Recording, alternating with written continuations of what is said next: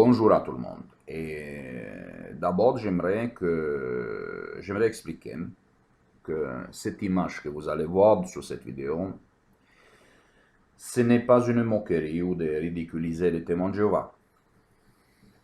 Non, pas du tout. Mais plutôt, c'est une illustration de la même manière que Jésus a utilisé les images pour faciliter la compréhension. Cette image représente la parfaite intelligence des témoins de Jéhovah.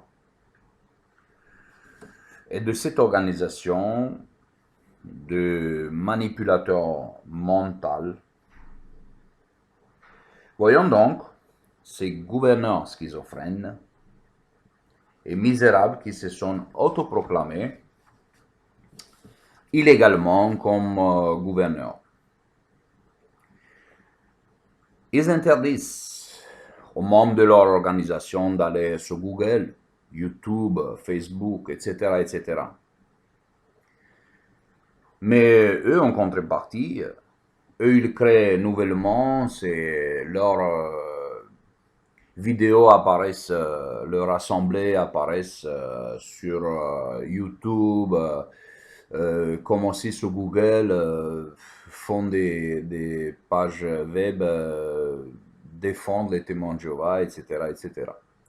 Donc, ils vont dans tous les endroits, même si ils disent que Google et YouTube, c'est du monde et que c'est satanique, mais ils sont liés à Satan et ils se marient, ils se prostituent avec Satan pour mettre leur publication là-dedans et pour attraper des victimes s'ils peuvent. Voilà, mais pourquoi cette interdiction s'il ne veut pas que le membre il aille sur l'Internet? Fact numéro 1, c'est que la vérité, on n'a pas besoin vraiment de la défendre. Elle se défend toute seule. Nous, on a besoin de l'affirmer, c'est-à-dire marcher avec la vérité, de l'affirmer, de toujours la répéter et dire aux gens qui, à force de cette répétition, ça devient un automatisme facile. Mais on n'a pas besoin de faire un immense effort, comme eux, ils le cachent des choses sur Internet. Alors la question, mais qu'est-ce qu'ils cachent? Et qu'est-ce que cet immense effort d'interdire le membre sur l'Internet? Le chose, c'est que quand vous allez sur Internet, vous allez sur Google, vous allez détecter plein de malhonnêteté, de Watchtower and Tract, misérable société. De la première chose que j'aimerais parler, tout d'abord, c'est la plagiat. Mais c'est quoi cette plagiat? C'est quoi la plagiat? J'ai trouvé une très jolie définition sur Google, bien sûr, et je lis.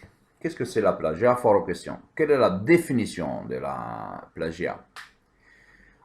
S'approprier le travail créatif de quelqu'un d'autre et de le présenter comme le sien. Ça, c'est le plagiat.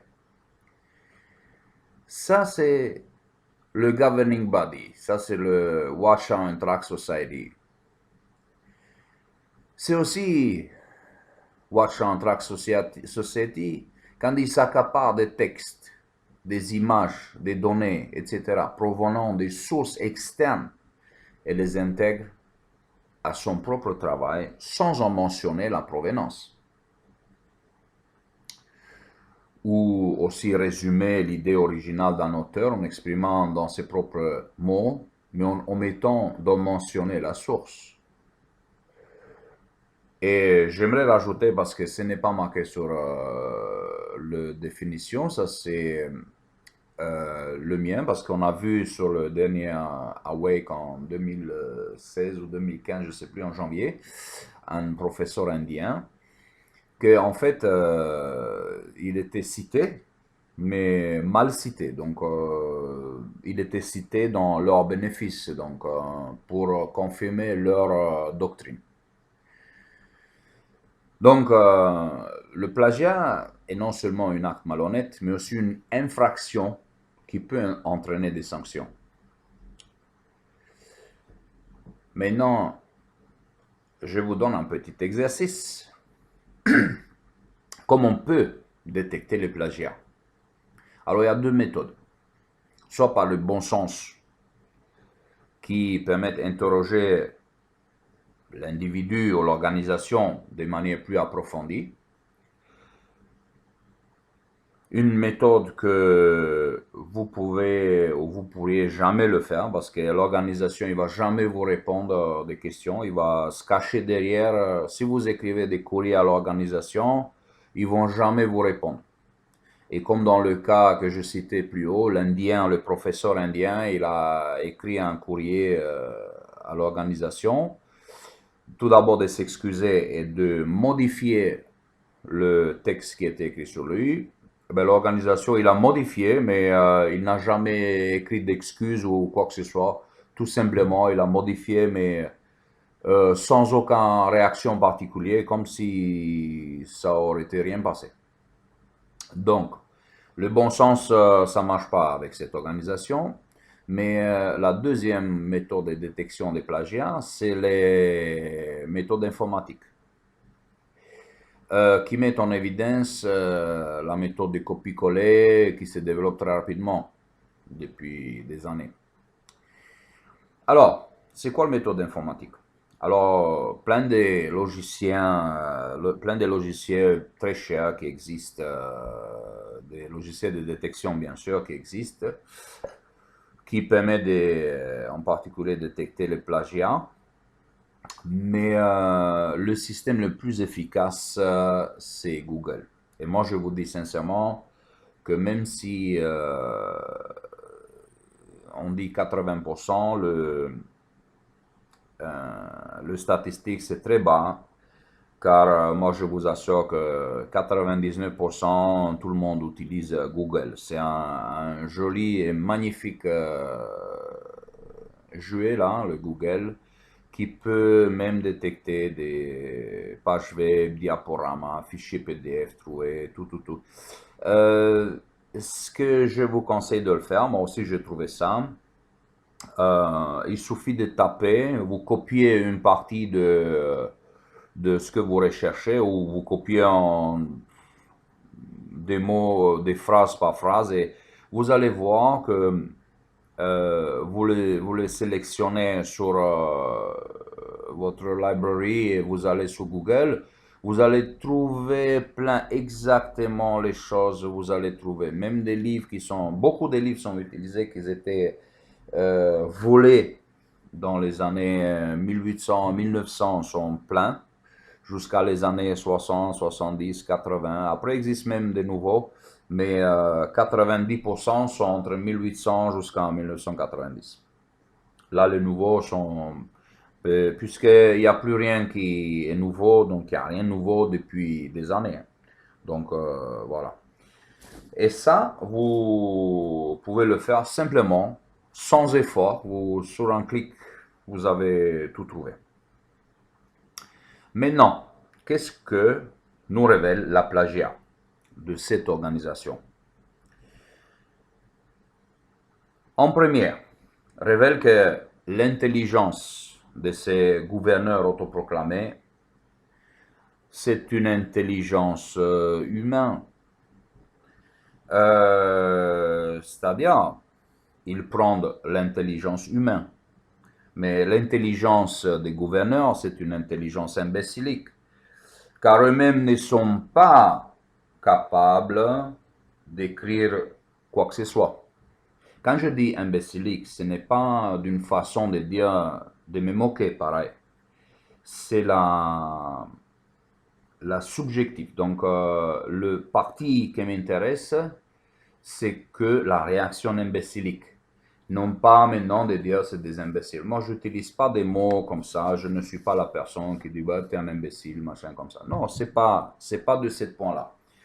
Voilà, c'est le façon de s'approprier.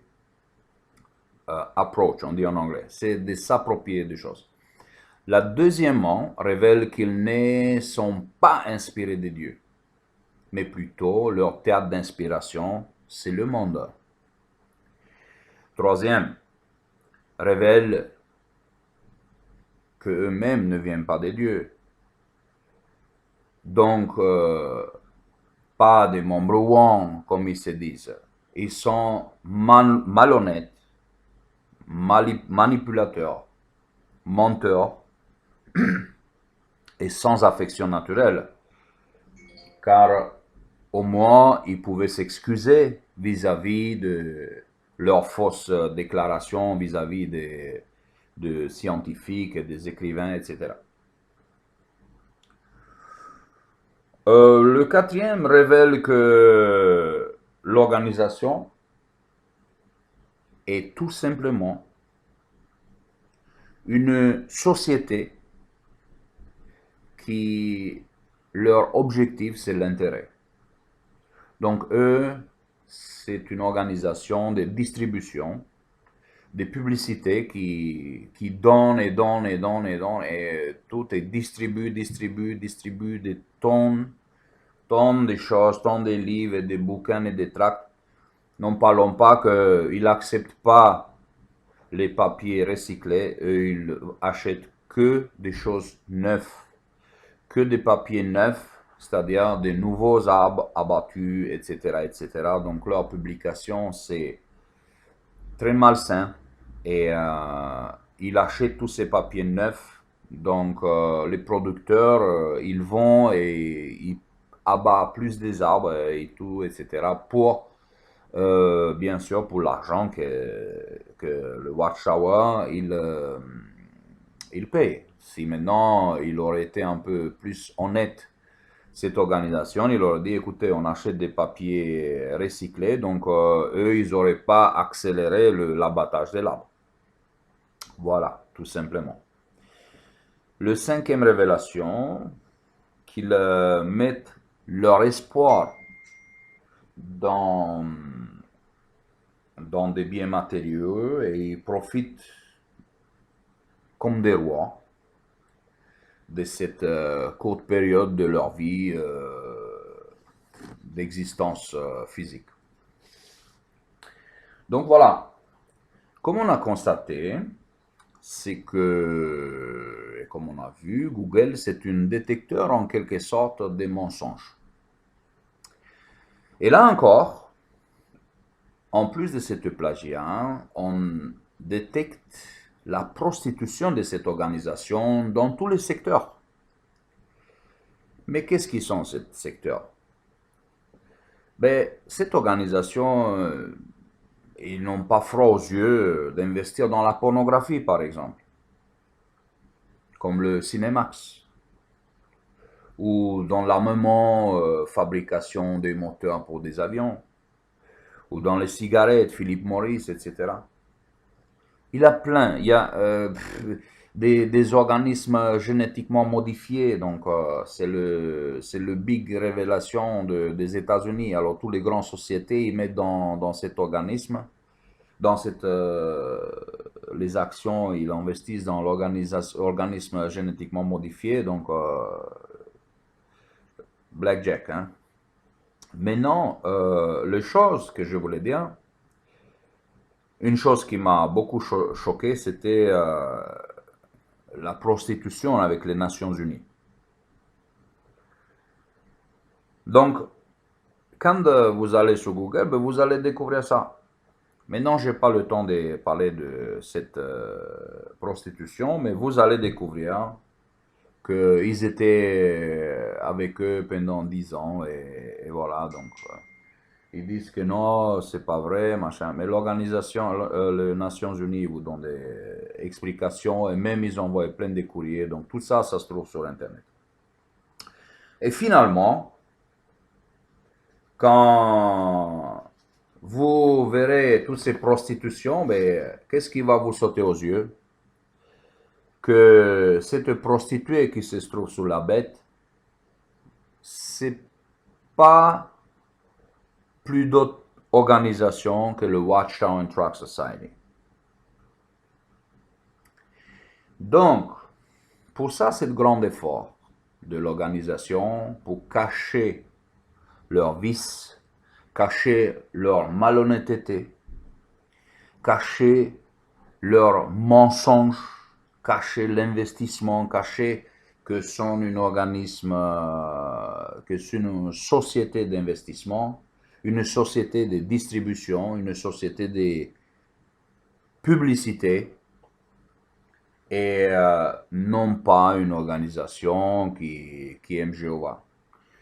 Tout simplement, le nom de Dieu, c'est une bonne affaire pour eux. Donc, avec le nom Jéhovah, ils font des bons business, tout simplement. Jéhovah, ça paye bien. Donc, voilà, ils continuent. Ils font des agences immobilières dans le monde entier. Donc, ils achètent, ils vendent, ils achètent, ils vendent. Ils s'en foutent complètement. La spiritualité n'a pas d'importance pour eux. La réputation d'organisation, il est plus important que la santé et la spiritualité de leurs membres. Donc, en avant le profit, les intérêts. En plus de ça, eux, ils cachent leur agonie et leur mensonge sur les faux prophéties.